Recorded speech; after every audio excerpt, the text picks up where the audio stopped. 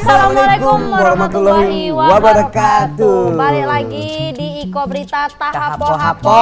Masih bersama Bibi Uca-Uca dan juga Yadi Metik. Nah, pastinya kita akan membacakan berita selama 1 jam ke depan. Jadi ganti-ganti terus pantengin Iko Berita, jangan kemana-mana, tetap di Iko Berita Tahapo-Hapo.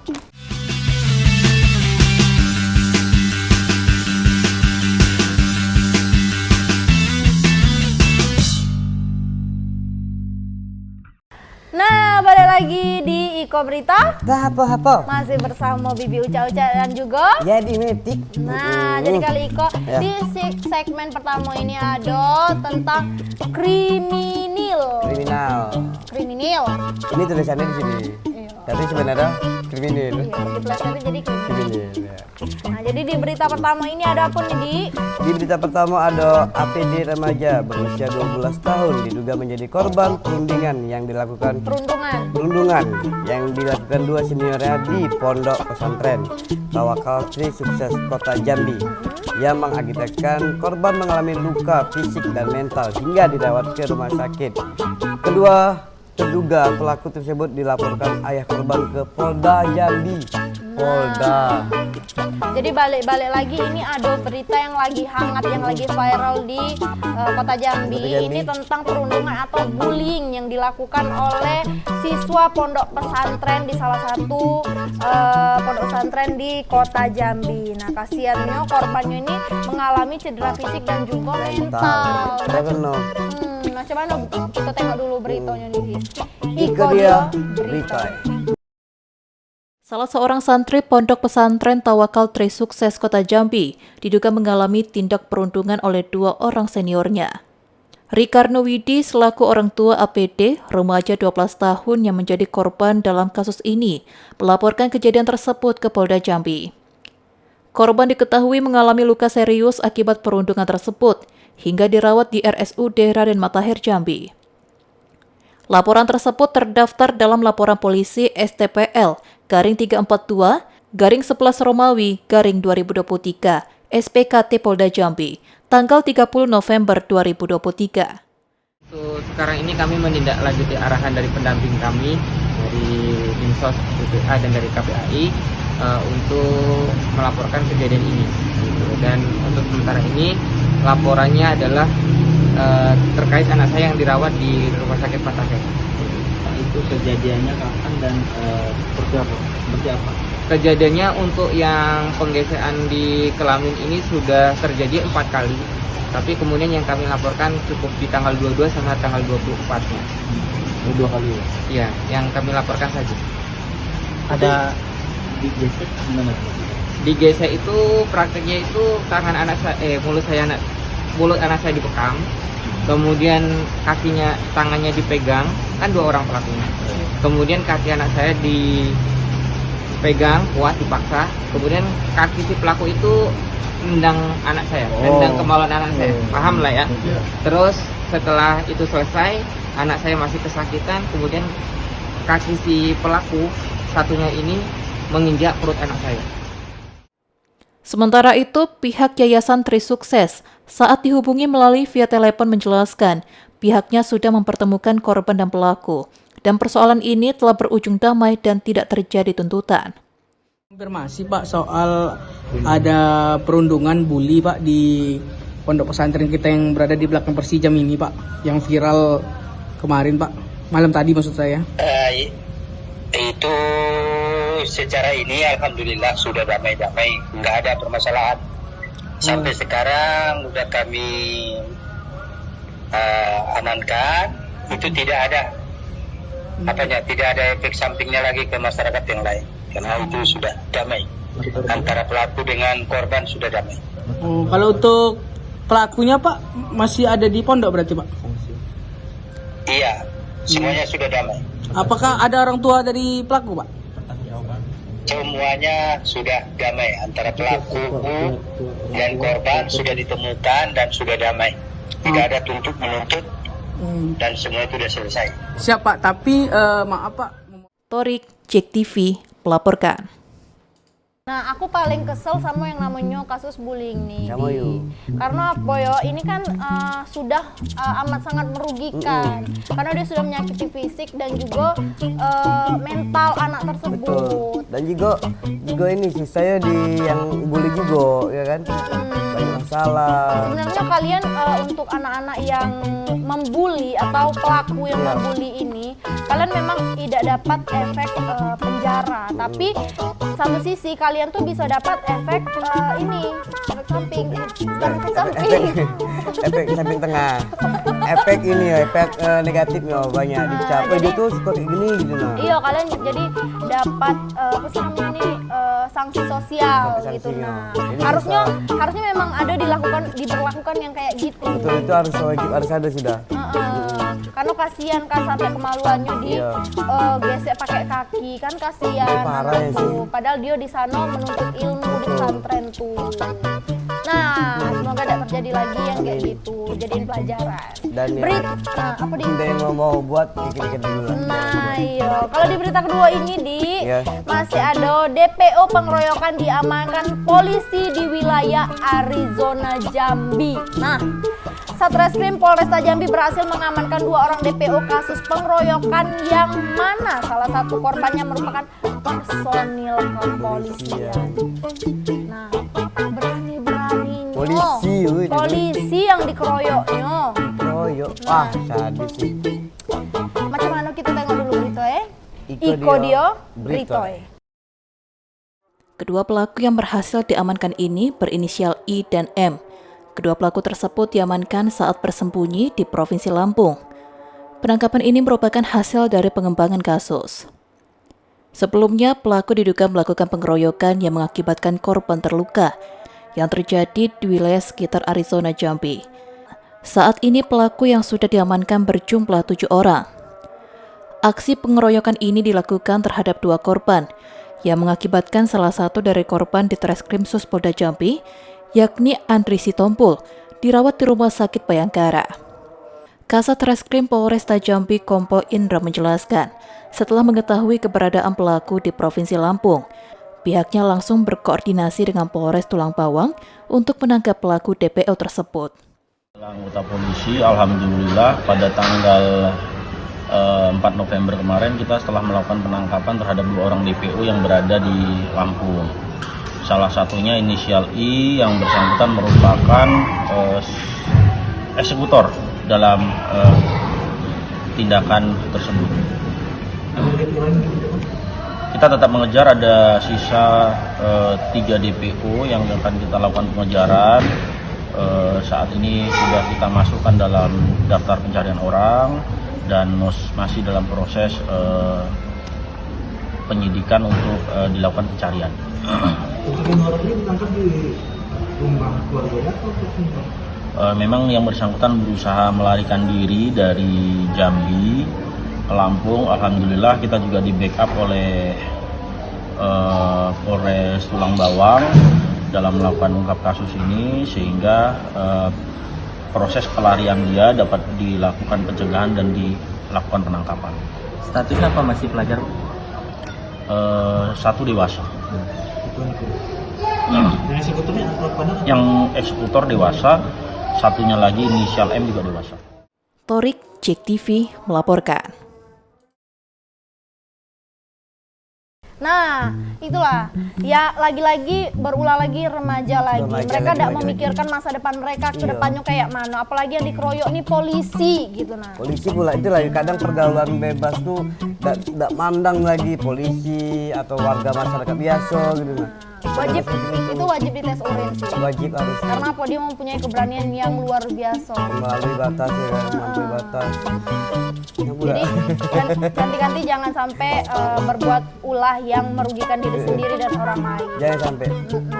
Lanjut di berita ketiga ada apa nih? Lanjut berita ketiga nih, sebanyak 21 warga kota Jambi diduga menjadi korban investasi bodong dengan total sebanyak 34 unit mobil yang belum lunas. Tak kunjung kembali korban yang didominasi anak muda yang diawali bertemu dengan pelaku berinisial AU berkisaran umur 37 tahun yang dikenal dari teman ke teman. teman. Jadi makan teman. Siapa tadi inisialnya AU? AU. Jangan-jangan Adi Undro. Itu jadi. Bukan. Oh, bukan ya. Aman Pak, enggak main Pak. Enggak bodong Pak. Coba kita tengok dulu. Berita. Dia tidak bodong, tapi cuma ompong. Kita tengok berita apa dia berita? Iko dia. Berita. Diduga menjadi korban investasi bodong sebanyak 21 warga kota Jambi, Jumat 1 Desember 2023, mendatangi Mapolda Jambi untuk melaporkan kasus penipuan investasi bodong yang dialaminya. Dengan modus investasi penyewaan mobil, total ada 34 unit mobil yang belum lunas milik warga tidak kunjung kembali. Beni Arif Feryadi, kuasa hukum 21 korban mengatakan, pelaku merayu para korban untuk mengajukan kredit mobil untuk diinvestasikan dengan skema penyewaan. Iming-imingnya, angsuran mobil itu ditanggung oleh pelaku dan para korban akan mendapatkan bonus 2 juta rupiah per bulan. Dikarenakan mobil-mobil ini akan disewakan ke perusahaan-perusahaan. Para korban yang terjebak dengan perkataan pelaku kemudian mengajukan kredit mobil, mulai dari Pajero, Expander, Innova, dan sebagainya. Bahkan salah satu korban yang menginvestasikan ke 4 unit mobil, namun usai mobil ini sampai di rumah, kendaraan tersebut langsung diserahkan ke pelaku beserta surat kendaraannya. Beni menambahkan kerugian korban bervariasi, bahkan harus mengangsur 4 mobil hingga 20 juta rupiah. Awalnya angsuran dan investasi yang dijanjikan berjalan lancar hingga 3 bulan. Para korban yang curiga sempat menanyakan perusahaan penyewaan mobil yang disebut pelaku. Namun pelaku terus menenangkan korban, hingga akhirnya pria yang mengaku tinggal di Mayang Mangurai, Kota Jambi ini menghilang dari jangkauan korban beserta 34 mobil tersebut, sedangkan angsuran mobil tersebut tetap harus dilanjutkan. Kita mau melaporkan seseorang yang melakukan tipu gelap terhadap 21 orang klien kami ini dengan nominal jumlahnya ada 34 unit mobil yang saat ini tidak tahu keberadaannya di mana.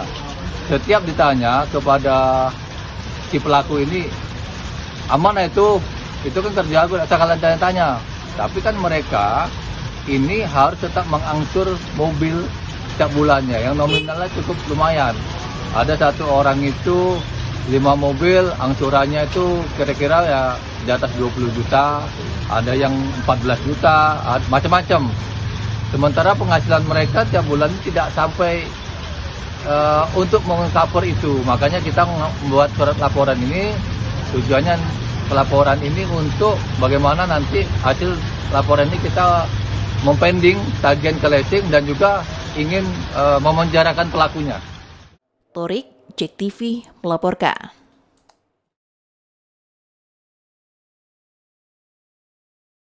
Nah, balik lagi bersama kami di Iko Berita Tak Apa-apa, masih bersama Bibi Uca-Uca dan juga Gandrang. Nah, coba Nadi. Yuh, setelah aku pikir-pikir walaupun kamu ngasih secara gratis gak jadi lagi. Kenapa? Bodong sudah gak kasih. Bukan sudah nanti masih sengketa, belum jelas. Kalau aku dibawa keluar sedikit hilang leasing. Ampun Pak, ya Pak. Langsung hilang jadi gondrong. Jadi di mana di sel Lagi kira kate, apalagi itu tinggal di kate lagi. Selesai lalu lah ya. Lanjut jadi di berita di segmen kedua ini ada berita tentang narkoboy. Narkoba. Nah, jauhi narkoba, say no to drug. Yes, I like it. Betul drug. Di berita pertama ada apa nih Di berita pertama ada janda muda kurir sabu dan 2 orang rekannya terancam hukuman mati. Iya. Peredaran narkoba jenis sabu seberat 1 kg berhasil digagalkan oleh pihak kepolisian Polres Sarolangun. Selain sabu-sabu, pihak kepolisian juga mengamankan 3 orang pelaku yang juga menjadi kurir narkoba tersebut. Salah satu di antaranya ialah seseorang wanita. Waduh, ibu udah kasihan dengan anak ibu, Bu. Ya kadi. Apa kau masa di dapur jangan Bu. Ngantar Bu. Dapat duit itu udah ada kabur pakai nganterin nitap bahkan tangkap. Nah, itu. Kita tengok dulu macam mana ibunya tuh ya. Itu dia. Iko dia. Berita ya.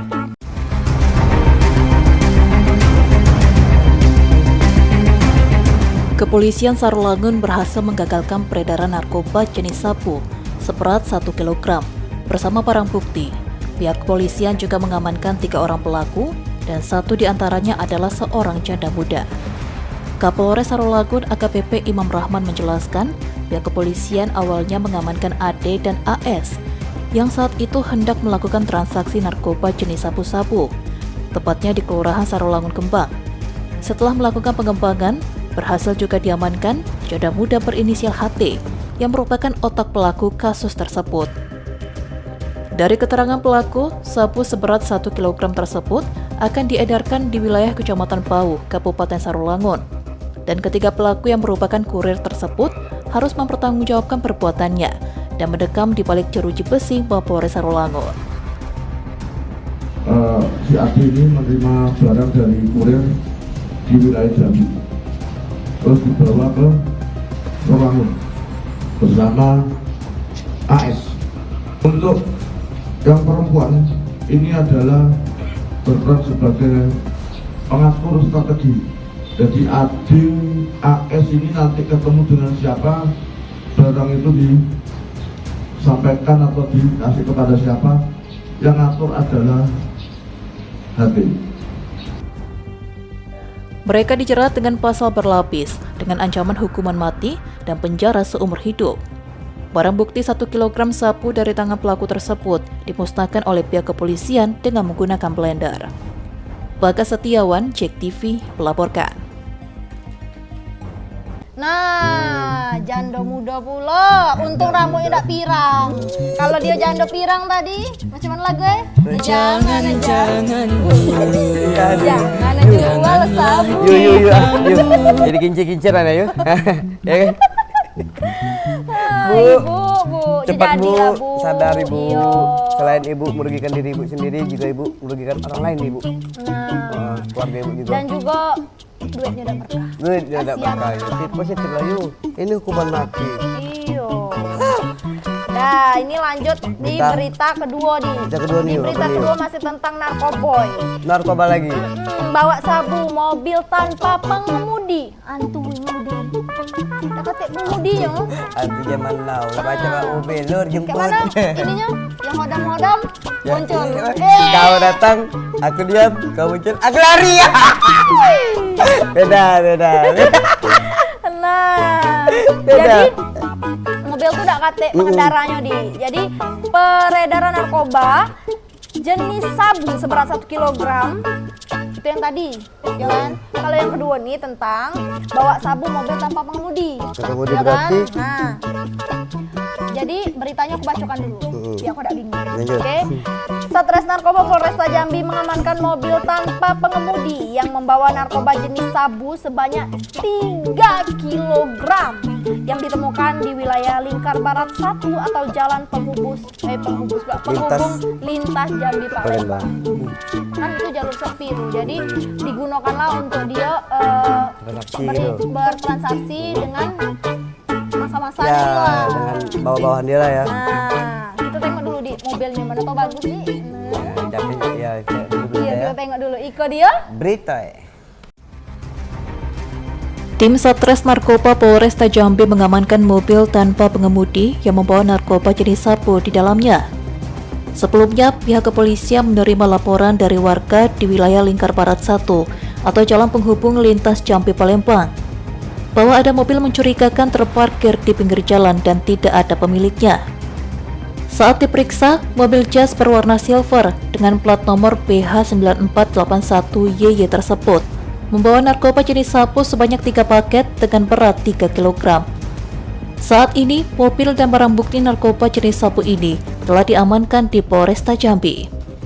Kasat Res Narkoba Polresta Jambi Kompol Johan Kristi Silain menjelaskan bahwa nomor polisi yang digunakan tersebut merupakan nomor polisi palsu.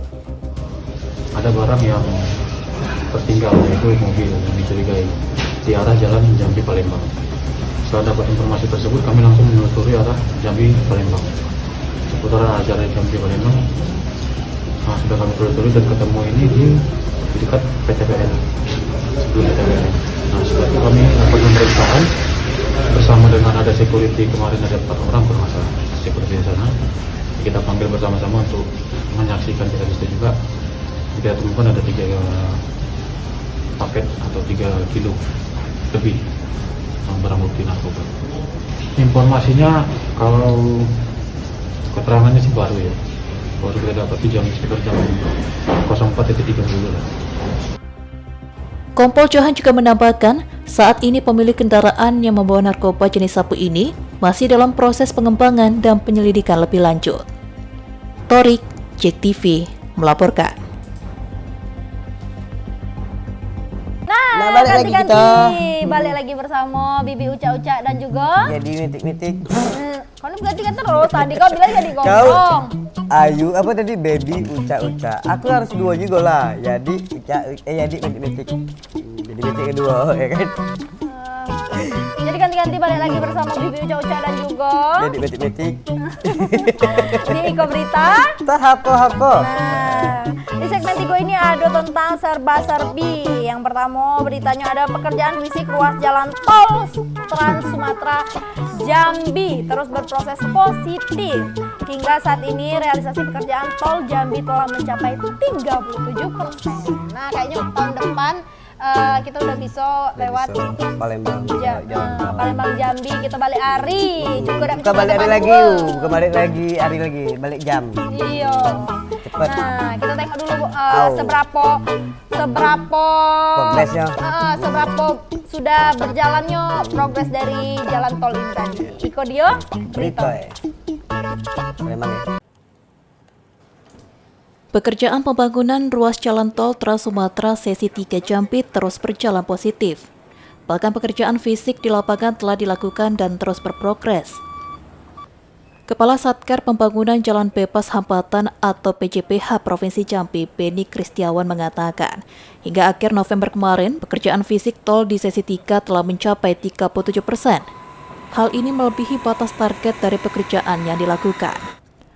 Pekerjaan ruas jalan tol sepanjang 15 km lebih itu dilakukan secara serentak.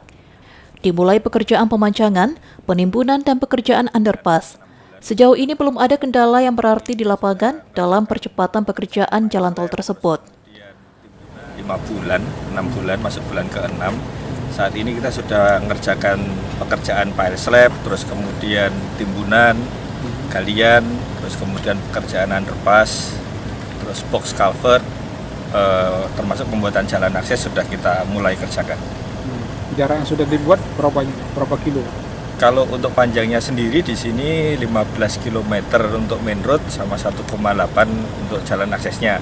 Nah, cuma yang kita kerjakan ini semua kita kerjakan, Pak. Mulai dari awal sampai dengan akhir semua area kita kerjakan. Arti serentak pengerjaannya? Serentak, pengerjaannya secara serentak. Sudah berapa persen, Pak? Untuk progres sampai saat ini sudah 37%. Sudah ahead dari schedule, jadi kita deviasinya positif untuk paket ini. Ruas jalan tol sesi 3 ini menghubungkan Jambi ke Betung, Sumatera Selatan, dan akan menghubungkan Jambi ke Rengat. Ditargetkan pekerjaan akan selesai hingga pertengahan tahun 2024 mendatang. Rian Cencen, JEK TV, melaporkan. Werti lanjut kali-kali. Lemak dia. Ladik lagi gancangnya pemerintah ini menyelesaikannya tuh. Terima kasih Pak Pak cepat-cepat selesaikan Pak, tahun depan pajak kebalik yuk. Iya. Ngirup cukai di sana tuh kalau pagi-pagi lemak ya aduh. Ya Allah ya. Ya kopi ya benar. Kalau tidak mencukai pagi-pagi tidak koneng. Ya jangan disebut ya, kamu tahan lah Kak ya. Nah, lanjut nih ya. Apa dia? Kebaca kali beritanya. Dulu balik Palembang itu. Sungai Pengambuan meluap, 2 desa terendam banjir. Hujan yang mengguyur di Kecamatan Renah Mendalu pada minggu kemarin membuat sejumlah rumah terendam banjir. Banjir tersebut terjadi karena luapan sungai Pengambuan banjir ini merendam sebanyak 179 kakak. Hal ini dibenarkan langsung oleh Kepala BPBD Tanjung Barat Zulkifli bapakku. Sorry. Nah, biar aku perjelas lagi karena ya ini metik susah dia ngomongnya. Ini aku lempar lu ting. Oke. Jadi ini di berita kedua ini tentang serba-serbi ini ada Sungai Pengambuan meluap di 2 desa terendam banjir. Jadi ada 179 kakak yang terendam banjir. Hal ini dibenarkan langsung oleh Ketua BPBD Tanjung Jabung Barat Zulfikri. Maaf Pak. Nah, macam mana berita ini? Itu dia berita. Sudah menjadi titik fokus kecamatan yang dianggap rawan banjir oleh BPBD Tanjung Jabung Barat, terkhusus di Kecamatan Renah Mendalu. Sebab di kecamatan tersebut terdapat beberapa titik yang rawan banjir akibat luapan air Sungai Pengabuan. Dari video amatir yang direkam warga dan pihak BPBD, tampak banjir yang terjadi cukup tinggi. Kepala BPBD Tanjung Jabung Barat Zulfikri mengatakan, banjir di Kecamatan Renah Mendalu ini merupakan banjir kiriman atau luapan air Sungai Pengabuan yang tidak mampu menampung air sehingga meluap. Sebab beberapa hari terakhir, Kabupaten Tanjung Jabung Barat kerap diguyur hujan dengan intensitas sedang maupun deras. Banjir juga merendam akses jalan Simpang Niam menuju Merlung Lubuk Kambing hingga tidak bisa dilalui masyarakat sekitar. Zulfikri menyebut beberapa personil BPBD telah diterjunkan guna melihat kondisi banjir serta mengambil langkah dan upaya pemerintah untuk membantu para korban yang terdampak banjir. Sedikitnya 179 KK terdampak akibat banjir dari luapan Sungai Pengabuan ini. Hubungan dengan informasi dari Badan Meteorologi dan Klimatologi Geofisika untuk wilayah Tanjung Jabung Barat, memang untuk minggu ini terdeteksi potensi terjadi hujan dalam kategori sedang dan lebat masih akan terjadi. Kemudian kita berharap kejadian bencana banjir di wilayah Hulu, khususnya Lubuk Kambing dan sekitarnya ini terjadi karena luapan dari Sungai Pengabuan dan Sungai Lengkis. Dan kita berharap mudah-mudahan siang ini banjir yang terjadi di Lubuk Kambing dan sekitarnya bisa surut. Surya Kurniawan, JEK TV melaporkan.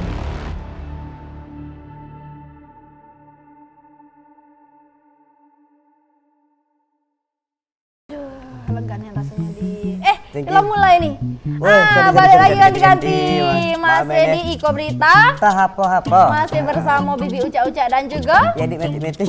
Nah, jadi di segmen keempat ini ada harga. Nah nih, harga cabai di pasar Angso alami lonjakan. Pedasnya, ya Allah. Harga komoditi cabai di pasar Angso terus mengalami peningkatan yang signifikan. Nah, hal ini disebabkan oleh kurangnya pasokan dari berbagai daerah. Jadi mungkin juga harga cabai yang melonjak ini mungkin karena stok tadi minat masyarakat yang semakin tinggi, terus juga stok yang semakin rendah. Mungkin karena kan juga panennya kurang karena hujan atau apa, mungkin bisa jadi juga. Kita tengok dulu seberapa merah cabenya. Ikut dia berita. Hasil monitoring harga bahan pokok di Pasar Angso 2 Kota Jambi pada Jumat 1 Desember 2023 menunjukkan perubahan harga pada komoditas cabai. Kepala Pasar Angso 2 Kota Jambi Purnomo Siti mengatakan, harga cabai merah mengalami kenaikan disebabkan berkurangnya pasokan. Rata-rata untuk kebutuhan masyarakat di Pasar Angso 2, komoditi yang mengalami perubahan harga, diantaranya cabai merah besar mengalami kenaikan harga Rp64.000 per kilogram menjadi Rp75.000 per kilogram, atau ada selisih sebesar Rp11.000 per kilogram atau 17% disebabkan berkurangnya pasokan dari lokal, Bengkulu, Aceh, dan Medan.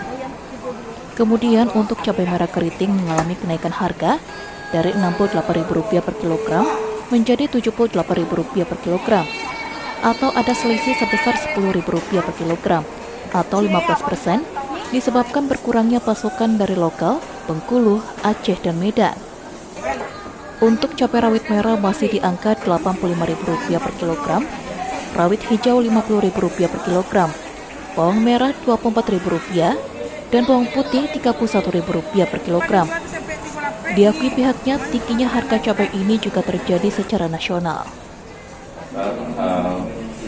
Memberikan informasi yang akurat kepada pemerintah Provinsi Jambi untuk kami juga mengajak atau menghimbau kepada pemerintah untuk ikut melakukan intervensi harga di Pasar Angso 2 ya, di lingkup kita, dengan jalan melakukan operasi pasar, dan sudah dilakukan kurang lebih hampir 2 minggu ini operasi pasar. Memang dilakukan operasi pasar itu tidak bertahan lama, harga kurang lebih di harga pemerintah lakukan operasi pasar ini 33.000, masih saja kurang lebih sekitar harga bertahan 1 hari aja 35.000. Jadi memang untuk melakukan harga ini tetap stabil, pemerintah ya memang harus agak dalam sedikit untuk membeli komoditi. Intinya terkait dengan inflasi ini antara permintaan pasar dan pasokan itu harus stabil, minimal stabil atau bisa jadi lebih. Dina Liska, Cek TV, melaporkan. Jadi kita tidak perlu inilah tidak perlu banyak makan cabai karena harga cabai lebih mahal, ya kan? Nah, tapi kalau ada cabai tetangga jangan dipetik Paling tidak apa-apa. Jangan. Paling ada caranya yuk. Yuk, tak cabai ambil lah. Boleh. Kau lah yang ngomong dari Iya, kau. tidak apa-apa. Jangan ditiru ya, ganti-ganti ya. Canda. Nah, memang agak pening dikit memang kalau harga cabai naik nih karena apa-apa kita masak tuh serba pakai cabai. Kalau tidak ada cabai, tak lemak. Iya. Jadi mudah-mudahan menjelang Natal dan Tahun Baru ini semakin ada kestabilan atau turunlah sedikit gitu karena kasihan mak-mak, termasuk mak-mak juga sih kan gitu. Jadi agak kasihan gitu. Nah kalau belanja pasar bawa 100.000 cuma dapat cabai. Tidak dapat daging, tidak dapat sayur. Iya.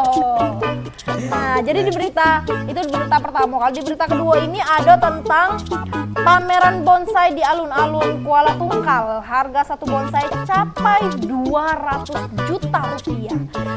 Menelisik keseruan pameran kontes bonsai di alun-alun kota Kuala Tungkal. Pameran dan kontes bonsai ini menjadi sorotan dan mengundang minat banyak pecinta seni berkebun. Peserta dari berbagai daerah pun telah mempersiapkan bonsainya yang akan dikonteskan dengan teliti dan penuh kasih sayang. Berikut liputannya untuk Anda. Itu salah, itu sudah dibaca. Kebablasan. Semangat. Seharusnya. Itu dia. Iya. Itu dia berita. Dengan suasana alam yang tenang dan segar, bertempat di laman alun-alun kota Kuala Tungkal menjadi tempat yang disiapkan dan dirancang dengan indah untuk mengagumi setiap karya seni hidup dalam pameran kontes bonsai. Setiap bonsai yang dipamerkan ini memiliki cerita unik dari pemiliknya, bagaimana mereka merawat dan membentuknya selama bertahun-tahun. Salah satu penggemar bonsai, Ferry Agustian, mengatakan ia rela datang dari Lubuk Linggau guna mengikuti pameran kontes bonsai di alun-alun kota Kuala Tungkal. Adapun bonsai yang ia konteskan ini merupakan bonsai jenis serut Jawa yang telah berusia 17 tahun. Suka duka pun ia lalui dalam merawat tanaman bonsai ini. Baginya, merawat bonsai merupakan nilai tersendiri sebagai pencinta bonsai. Sebab jika dirupiahkan bonsai yang ia miliki bisa mencapai 200 juta rupiah. Saya baru sih pemain baru paling di 3 tahunan lah. Ya, pertamanya dari teman ya, tapi dasarnya juga kita hobi. Jadi lama-lama jadi tumbuh. Jadi memang hobi itu udah lama, jadi ya tambah berkembang gitu kan.